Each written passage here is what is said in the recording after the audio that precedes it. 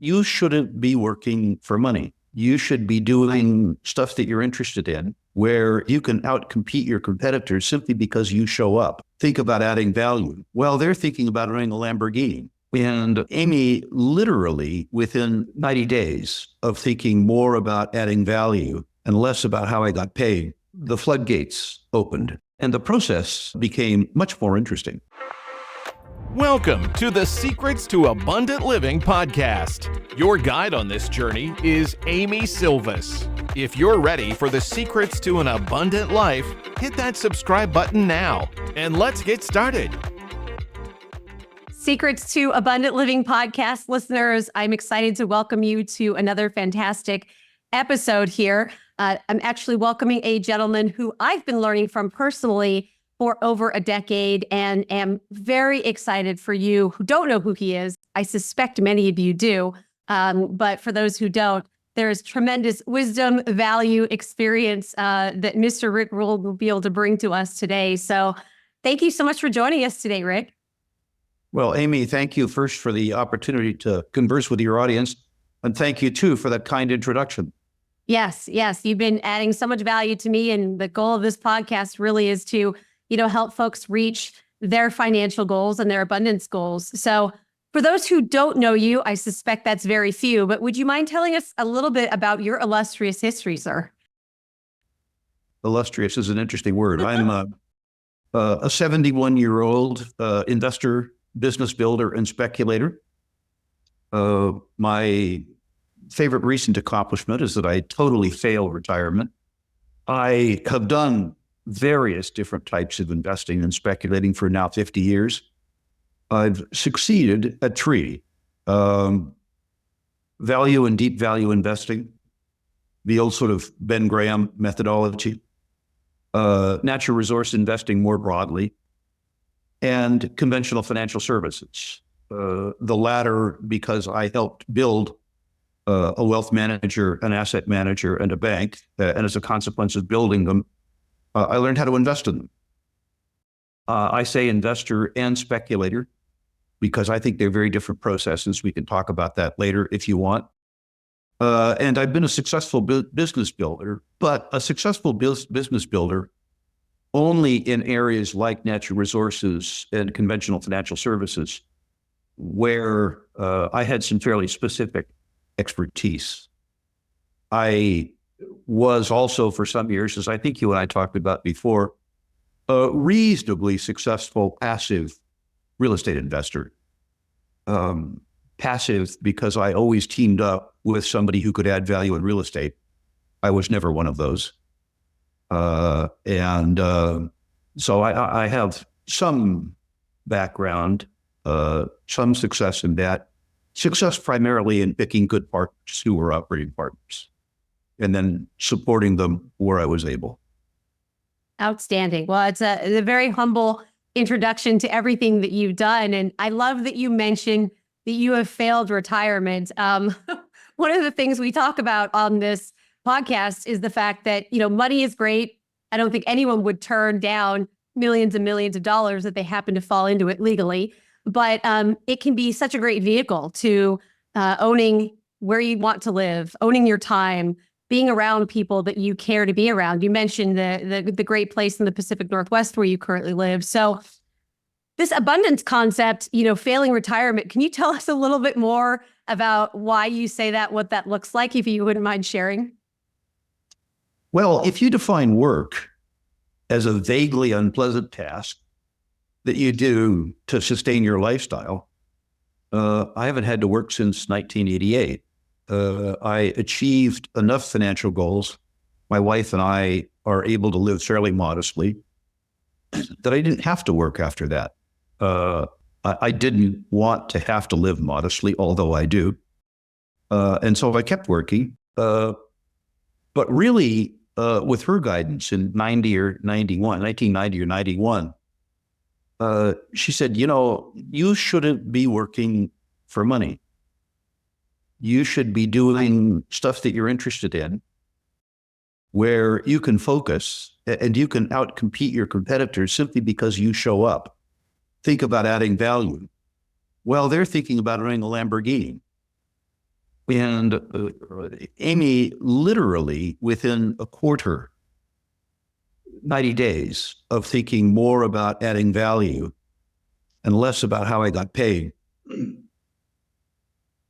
the floodgates opened. And the process became much more interesting.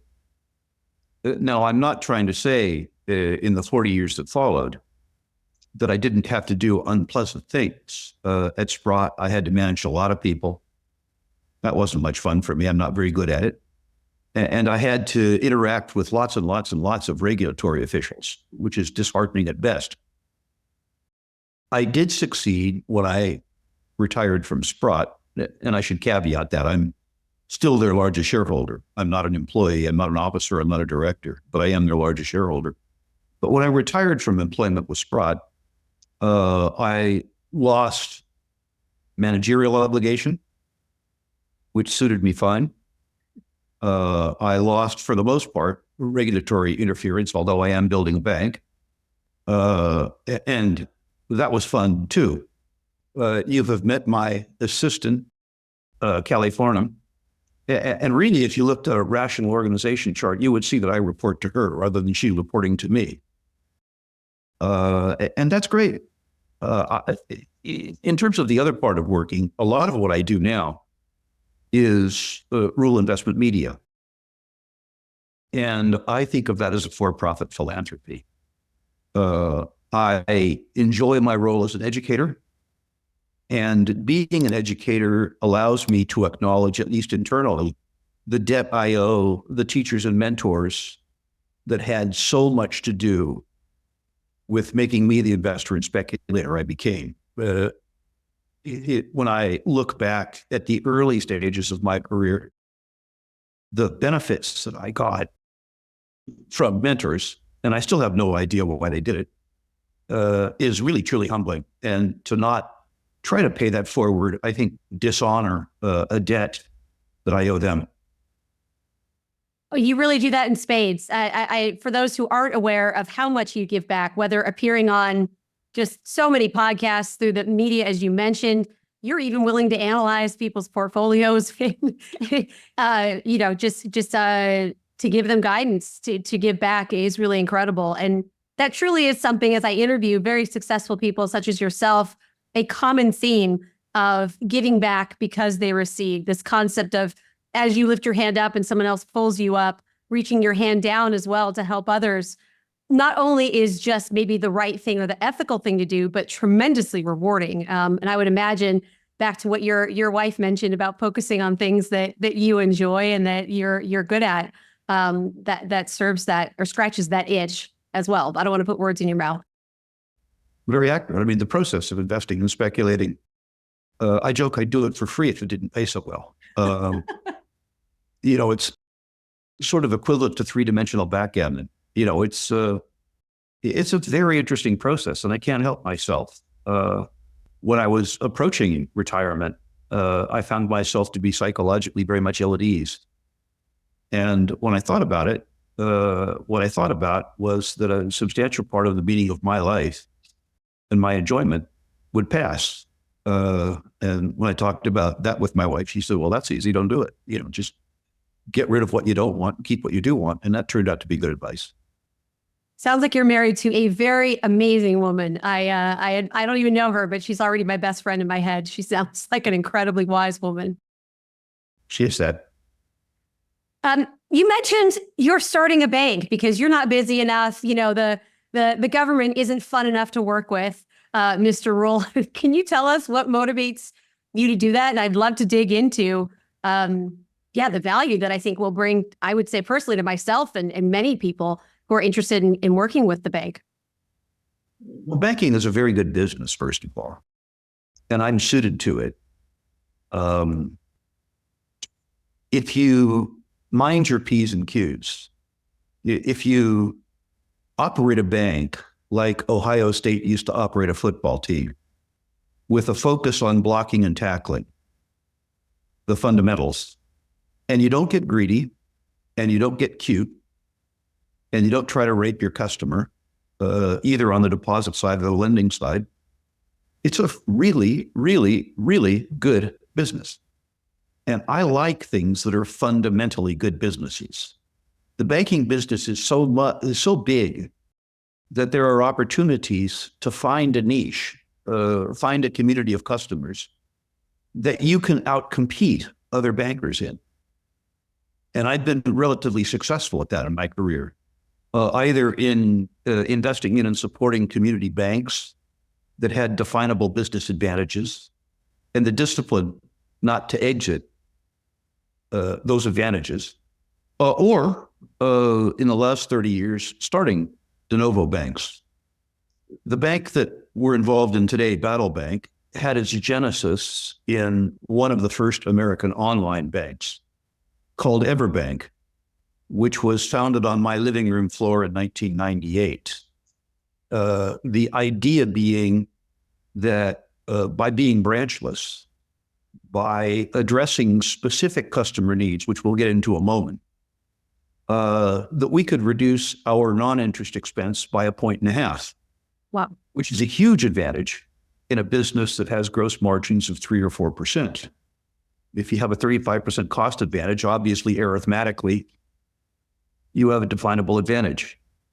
And we were able to do that. We were able to grow that bank from zero to 28 billion in deposits in 14 years before we sold that bank to TIAA Crefts. And I would say that our advantages were, first of all, we identified a market. Independent investors, libertarian-oriented, most of whom were customers of a publishing company called Agora Inc. that we knew very well. And we addressed their concerns. So we didn't have 20 deposit products designed to confuse the customer. We had one, a high-yield money market account. The other thing is that we learned that there was a subset of Americans who wanted to be able to save in currencies outside the dollar. And so we instituted federally deposit insured CDs in ultimately 28 currencies.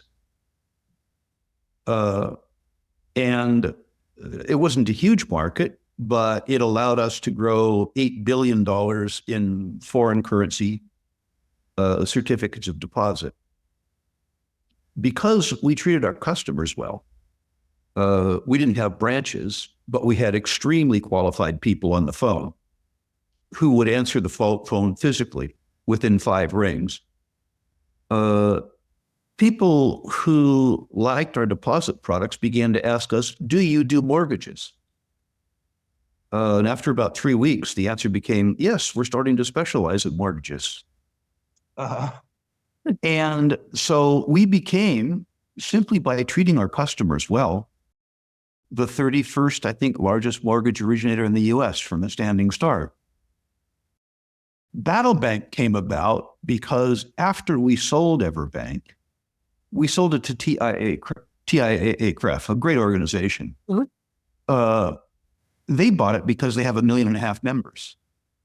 So our marketing prowess, our ability to reach a niche audience was less important to them. And the products that we evolved to serve that market were products that weren't of particular interest to their members. So everything that we did that made our bank unique for the 275,000 customers that we attracted to it over 14 years went away. And our customers, many of whom have become friends, started saying our bank has abandoned us. And you hear that for 3 or 4 years. And if you're an entrepreneur, and if there is a market that you have durable competitive advantages in serving, at least if you're Rick Ruo, you just can't resist the temptation to get back in the fight. So we've reassembled most of the old team from EverBank. This time, rather than having Agora as an advertising partner, the company and its editors own circa 20% of the bank. So we've involved this time. And we're going to do a lot of the same things. We're not going to have 16 deposit products. We're going to have one. And it's going to have a unique feature. It's going to pay you interest, unlike the deposits offered up by our competition. We will have, again, foreign currency CDs. If you're, as an example, a Canadian, in your case, businesswoman, and you do business in Canadian dollars and US dollars, if you have accounts in both currencies, you'll be able to do currency transactions in the account for 50 basis points, as opposed to the 200 basis points that Bank of America or the Royal Bank of Canada would charge you. Of interest to your real estate investors, we believe that your IRA is your IRA, not just a repository for Schwab products or Fidelity products. So your IRA, pardon me, with us, can own an LLC, and that LLC can engage in any permitted activity, including owning duplexes, triplexes, investing in crypto, investing in private equity, owning an owner-operated franchise. You imagine being able to operate a McDonald's in your IRA and have the yield from the McDonald's tax-free? And this is legal. This is legal. This isn't me making this stuff up. And the third thing that I think is absolutely incredible that nobody else does is that we will offer what are, in effect, margin loans or line of credit on physical gold and silver. We know the gold community, the gold and silver community. I've been part of it myself for 50 years. I'm a proud gold bug. And the idea that no other bank believes that gold or silver held in a depository in safe storage is good collateral is amazing to me. I think it's great collateral. And I have also known people who are cautious enough as human beings that they've owned physical gold for 50 years. And they turn out to be extraordinarily prudent business people, the kind of people that you would like to bank. So I'm really, really, really looking forward to this next saga. And by the way, the saga starts soon. Without going into exquisite detail, we've been trying to become licensed with the FDIC for 2.5 years. What we've chosen to do instead now is to buy an existing small bank and change the business plan of that small bank and short circuit that part of the FDIC rigmarole. Now, we've had to pay way more than we should have for a little bank, but we get to get into business. So you will see an announcement, I think within the next 10 days or so, that we've entered into a letter of intent with a very, very small bank, which will be renamed Battle Bank. Outstanding. I selfishly, as a gold bug, thank you, Mike Maloney, and his group for getting me in that space as well 15 plus years ago. And as, yes, a real estate owner that believes people should have control over their retirement, again, doesn't just have to be an extension of Wall Street, your investments there. I'm really impressed with what you all are doing and excited to be a customer of the bank as well. Well, I love that you talk about, Rick, this recurring theme of not being afraid to niche down as an entrepreneur and really serve whoever your target audience is as well as you possibly can, way better than your competition. And instead of being all things to everybody, which I think most entrepreneurs, I don't know, maybe want to be, but soon find out, gosh, you really can't please everybody. So having that focus, I really appreciate what you're doing. And I appreciate you kind of sharing the evolution there.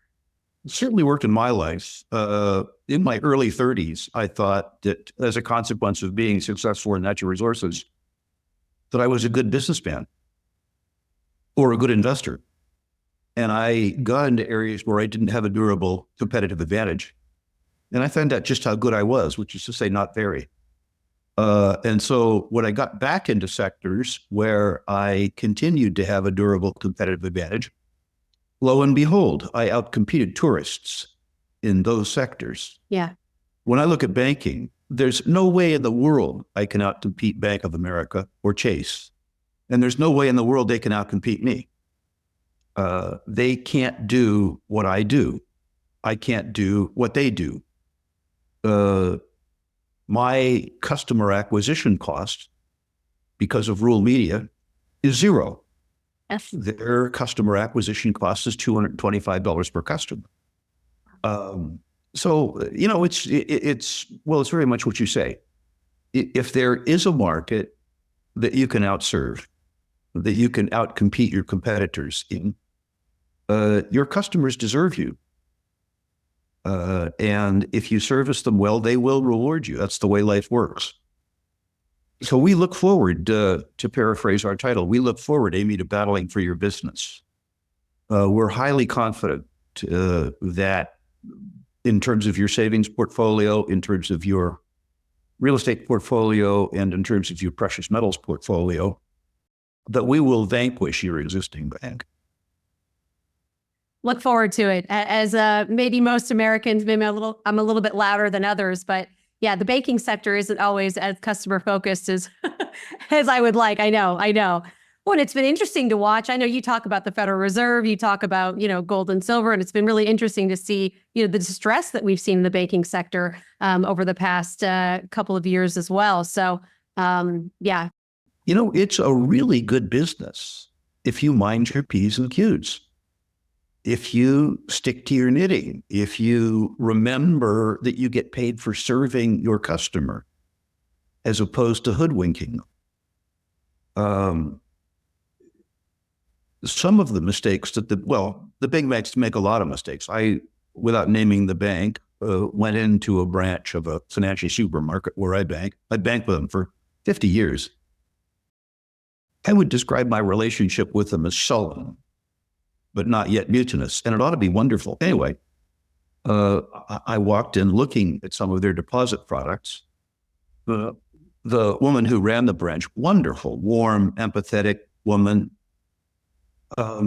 She didn't know very much about banking, though, and she couldn't adequately describe her deposit products and pointed me to a white service phone, probably connected to India. And I wondered, so why do they have this bank? Why do they have this branch? I guess that branch this is going to sound very arrogant, but I guess that branch is geared to people who aren't sophisticated enough to use their computer or their phone.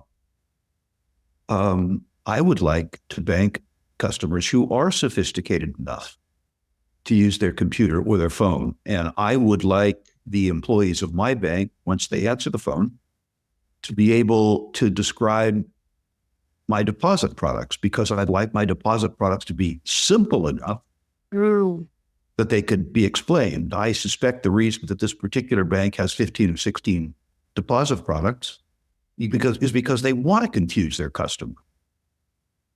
And I look forward to competing with an institution that wants to confuse their customers.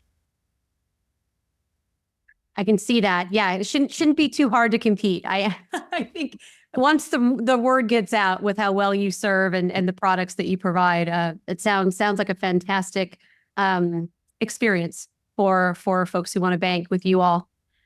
Rick, what's next for you? What would bring more abundance to your life? It seems like you're checking all the boxes with how abundance works in your life and what it means to you. But what's next? I mean, you're vibrant, you're smart, you give back in many ways. What could possibly be next? Well, the same way that I'm building the bank, I'm building my media company, really an investor education company. And that's a lot of fun. I have a couple of young associates who I hope I make rich in the process. And I really want to change the way retail investors invest in natural resources. Whether I have enough time left in my life to do that is a different question.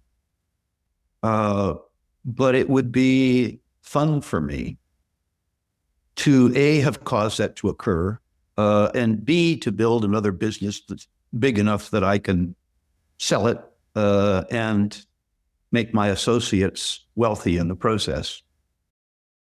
The other thing I'm doing is I'm learning late in life how to be a good philanthropist. It has been easier for me to make money than to give it away responsibly. And I've learned late in life that one needs to be as aggressive in philanthropic analysis as one is in investment analysis, so that first of all, one does no harm. but secondly, so that one becomes actually efficient in funding the causes that matter to them. So very recently, I've gone on the board of Students for Liberty, a worldwide libertarian student organization, partly to help them, but to be honest with you, as much to see how libertarian philanthropy works from the inside so that I can become a more efficient giver as I age. My wife and I have also been very active for 30 years in philanthropic investing in microcredit, providing capital to very, very, very poor women mostly. Women for two reasons. They have a charming habit of paying you back, which men in frontier markets seem to be less prone to do.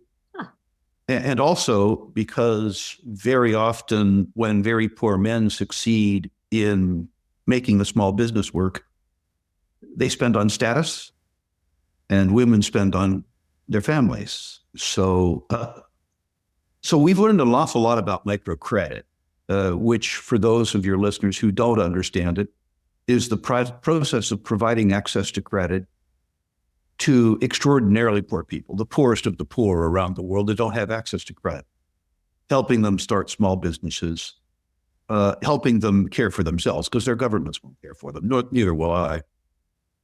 And the more I learn about that business, the more attracted I am to it. So I would say that the third pillar that is giving my life abundance, my life meaning, is really all around philanthropy, providing access to economic opportunity to those people who don't, providing free market solutions to commons problems like the environment, and to promoting libertarian beliefs, in particular the non-aggression principle, to young people worldwide through Students for Liberty. Beautiful. I have not heard many people say, Rick, how much due diligence and learning must come with being a great philanthropist, excuse me. It is I think all of us maybe wish that these philanthropic organizations always did the right thing, managed money well, always used money in the highest and best use for impact. But sadly, that's not always the case. So what a brilliant idea to sit on the board, see from the inside, to really make sure, where you deploy your capital for good is effective. Amy, I think as much money gets wasted in philanthropy as gets wasted in junior mining. And that's a real challenge. When I look at the mission drift in philanthropy, where when you really ask them what they're trying to do and explain to you how the rubber meets the road, often what they're trying to do is make the donor happy. I'm already happy. Okay. You don't need to do that. Yeah. You're not the target. When I look at the level of general and administrative expense relative to program expense, I would say most of these philanthropies end up being lifestyle exercises. I'm happy that those people have nice lifestyles, but that isn't my primary role. My primary role is not to sustain their self-image or their standard of living. My primary goal is to affect the outcome that the philanthropy proposes to affect. And I've learned that the same investigative process, the same due diligence process that applies to private sector investing applies to philanthropic investing. What are you trying to address? What is the thesis that you have as to how you can address that efficiently?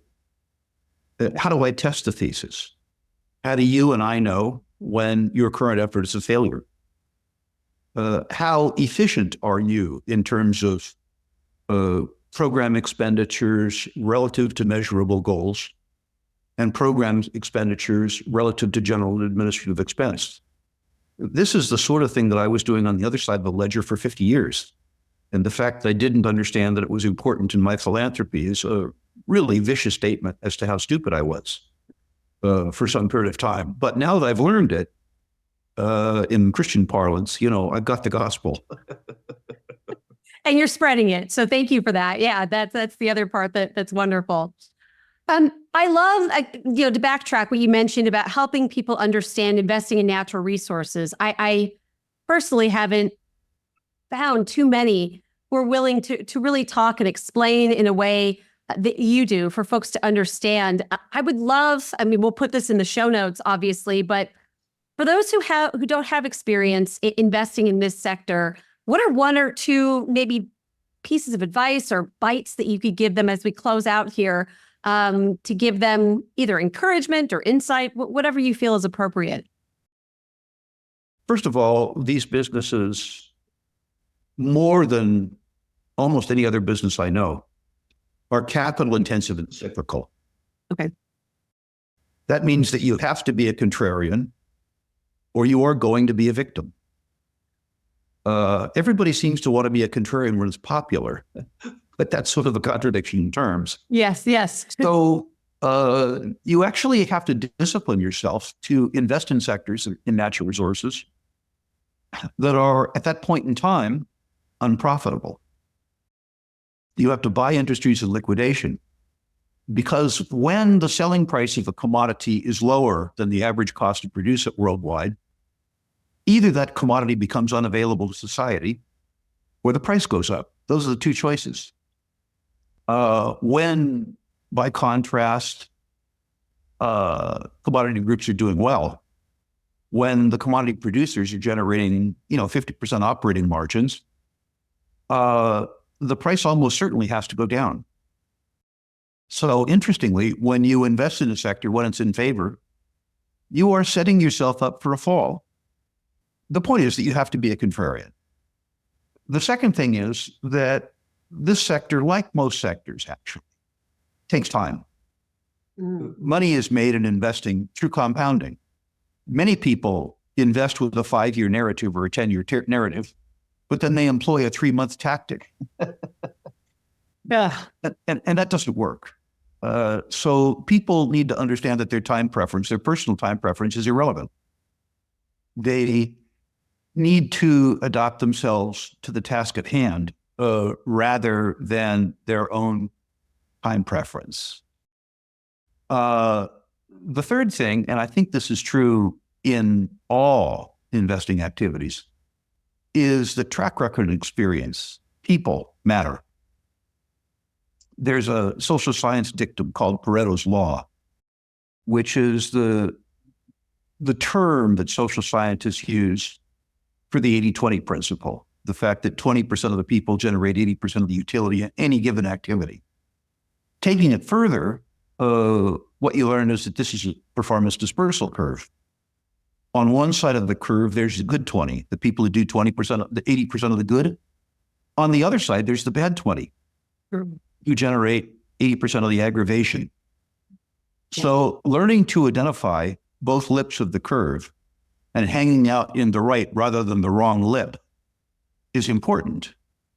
Just as important is to understand that if you run either the good or the bad lip through the same performance dispersal curve, they conformably align, which means that 20% of the 20 do 80% of the 80, or 4% of the population generates 65% of the utility.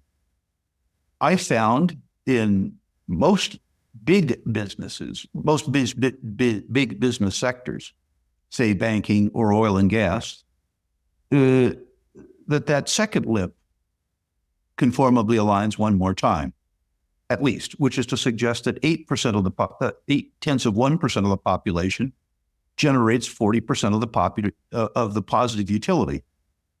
So to the extent that I am able to identify and associate with the serial outachievers in activities where the serial outachievers are engaged in the same activity that they've enjoyed their prior success in, I'm going to win.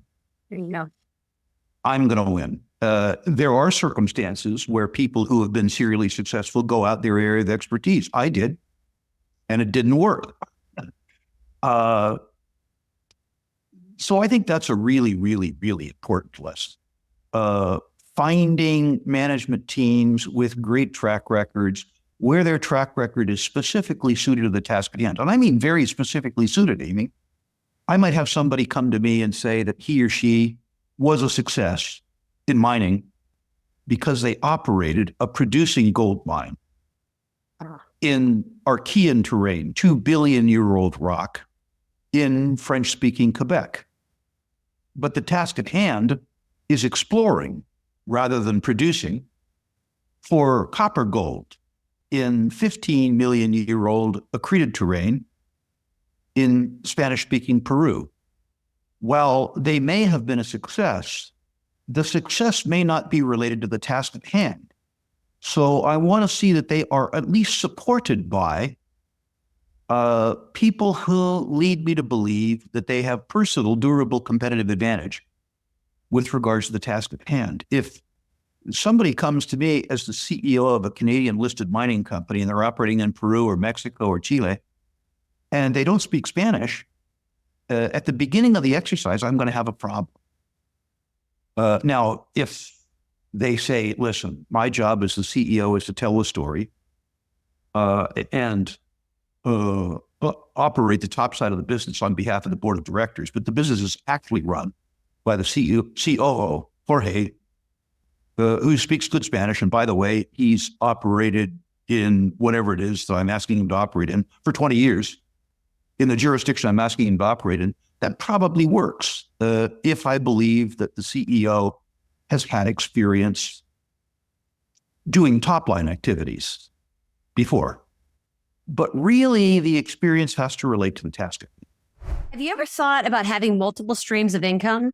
Instead of relying on just one stream of income where you're trading your time for money, how would you like to free up more of your time and live a more abundant life? As a listener of the show, you're invited to attend one of our upcoming trainings where I'll give you an inside look into how you can add passive income and get all the other perks of recession-resistant real estate investing without the headaches of being a landlord. I'll also be sharing some hidden mistakes to avoid and the criteria I personally look for when evaluating potential investment opportunities. To reserve your seat for free, go to silvuscapital.com/webinar. Again, that special link to reserve your seat for free is silvuscapital.com/webinar. I look forward to seeing you on the training. And now back to the show. I love that. I think many people, even experienced investors, think quantitatively. Obviously, numbers are important, analysis is important, but matching and understanding the people aspect of it, who are doing the things, who are charged with the task at hand, their experience, their aptitude, is wonderful advice. You know, when I was a passive real estate investor, what I learned is if I was going to invest in multifamily in Florida, I was better off with a syndicator who did multifamily in Florida. If I was going to do, personal storage in Texas, if I had a general partner who did personal storage in Texas, I usually had a happier outcome than if I did business with somebody who had a nationwide organization whose real accomplishment was selling group agreements with Ameriprise, and Raymond James. It's just been, maybe it was because I gave those people a chance. Maybe my own bias predisposed the way I selected. But it makes absolute sense that you confine your activities to people who have demonstrated success that's specifically related to the task at hand. And on that note, Mr. Ruhl, thank you so much for joining us today. Your ability to convey complex pieces of information, sharing your story, it's so inspirational. I'm so grateful for how much you've taught me over the years. I'm sure our audience feels that way as well. Where can folks learn more from you? Two ways, really. Well, one way, I guess. If you like what I have to say about natural resource investing, I'll personalize it. Go to my website, ruhlinvestmentmedia.com, list your natural resource stocks for no charge and no obligation. I'll personally rank them 1 to 10, 1 being best, 10 being worst. I'll comment on individual issues if I think my comments have any value. 2 footnotes. Please no crypto. Please no pot stocks. Please no tech stocks. Leave an old fat guy to do what he does. The second is I'm just back off vacation, so we're about 10 days behind.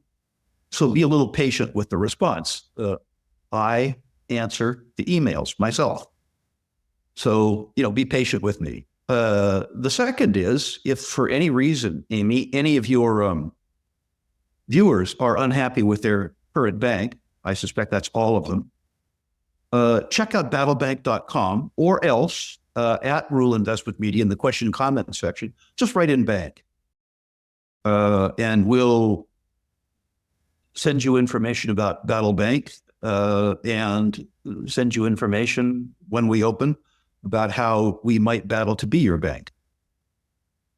Very generous of you. Thank you so much. I know I'm on the wait list to hear when the bank opens as well. So, Mr. Roll, thank you so much again. This has been a delight, and look forward to keeping in touch with you. Thanks, everyone. Thank you for the opportunity. I look forward to a rematch. Yes, will do. Thank you for joining us on another episode of the Secrets to Abundant Living podcast. We hope you found inspiration and valuable insights that will empower you on your journey towards abundance. If you enjoyed today's episode, don't forget to subscribe, rate, and leave a review. Your feedback means the world to us, and it helps others discover the secrets to an abundant life too. Stay connected with us on LinkedIn, Amy Silvis. Keep striving for your goals, nurturing your relationships, and embracing the adventure that is life.